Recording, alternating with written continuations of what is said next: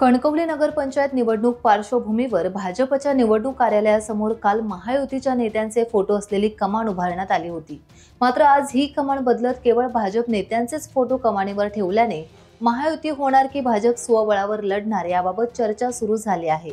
विशेष म्हणजे शिंदे शिवसेनेच्या नेत्यांचे फोटो कमानीवरून गायब झाले असले तरी राष्ट्रवादीचे अध्यक्ष उपमुख्यमंत्री अजित पवार यांचा फोटो मात्र ठेवण्यात आला असल्याने वेगळी चर्चा सुरू झाली आहे। सिंधुदुर्ग जिल्ह्यामध्ये सध्या महायुती होणार की नाही यावर अजून शिक्कामोर्तब झालेलं नाही।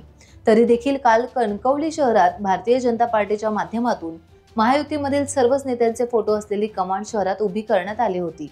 त्यानंतर माध्यमांमधून महायुती झाली अशा चर्चांना उधाण आले होते। पण आता याच ठिकाणी या बॅनरवर महायुतीमधील उपमुख्यमंत्री एकनाथ शिंदे आणि स्थानिक आमदार निलेश राणे यांचे फोटो या बॅनरवरून हटवण्यात आलेला आहे। त्यामुळे कणकवलीत युती होणार नसल्याचे या बॅनरवरून आता दिसत आहे।